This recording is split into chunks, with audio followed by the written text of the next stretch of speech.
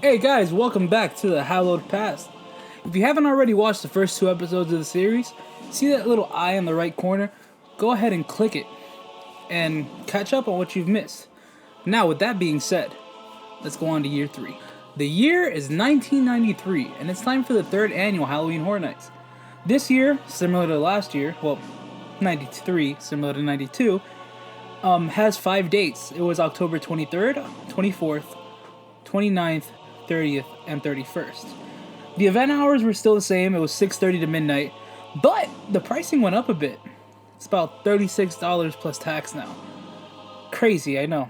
So, similar to how we had an increase in price, we also had an increase in the amount of houses at the event.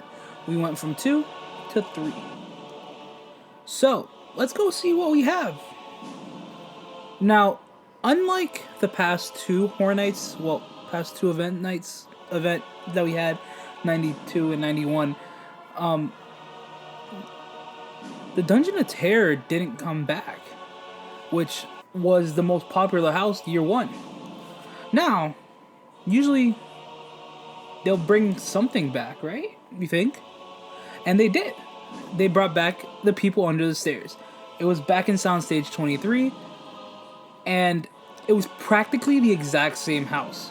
It was even, like I said, located in Soundstage 23. The only difference was the addition of the Roach Man. Ew. Disgusting. Now, not confirmed, but it's completely, widely believed that they never tore the house down and just stayed in Soundstage 23, for the whole year. I wouldn't doubt it because they had actual props from that movie, so I don't see them completely dismantling it and then putting it back together if they plan on bringing it back originally. Along with The People Under the Stairs, we also had our second IP that ever came to fruition at the event. We had the Psychopath Maze, which was located in the Bates Motel. Now, let me be more specific. Little is known about this house, except for the fact that it took place behind a tent, in a tent behind the Bates Motel. That was a facade. The facade was a recreation of, the famous Bates Motel.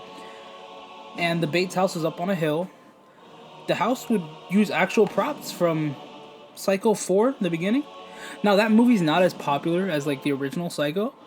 But, if I'm not mistaken, I'm pretty sure they filmed Psycho 4 at Universal. Or parts of it. I could be wrong, but we'll look into it. Now, enough about that, because there's not that much detail. This is an older year, so there's not that much detail about this.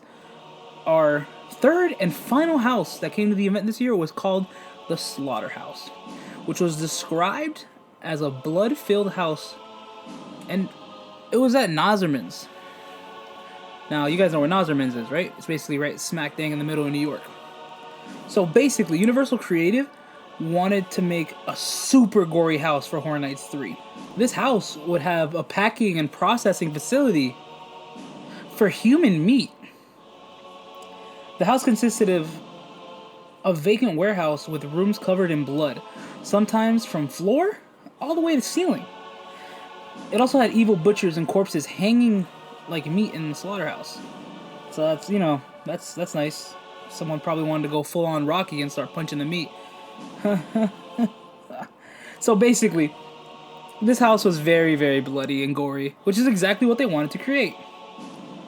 And now that you know about the 3 houses we had this year, let's move forward to the shows. Because you guys have been saying that I'm not giving you that much detail about everything. So I'm going to go and break down into the shows, and I want to know how you guys feel about me talking about the shows in detail. So just give me that opinion down below after you watch the video.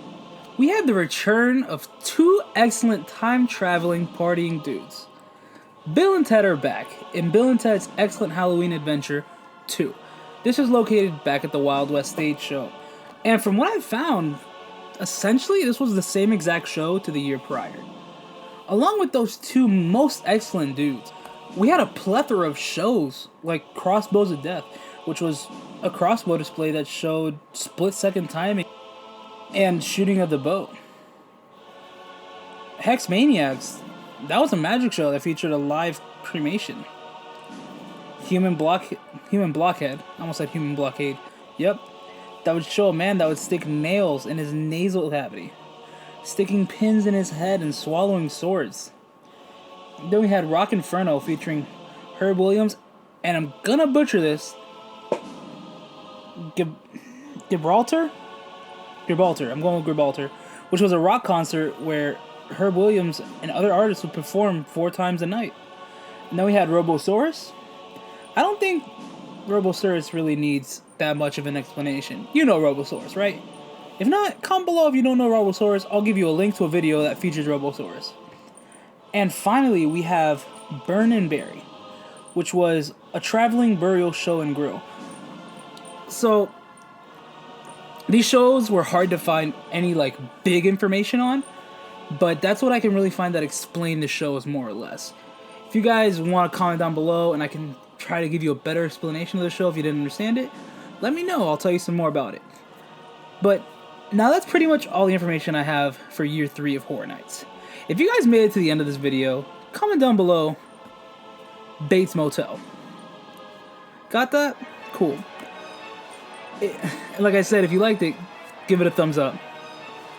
If you're not subscribed, please go ahead and do so. Share this video because I'm trying to reach all these Horror Nights fans that want to learn about Horror Nights. I want you guys to know the history. So we're going to break it down and we're going to get into it together. So with all that being said, in the words of Bill and Ted, stay excellent, my dudes.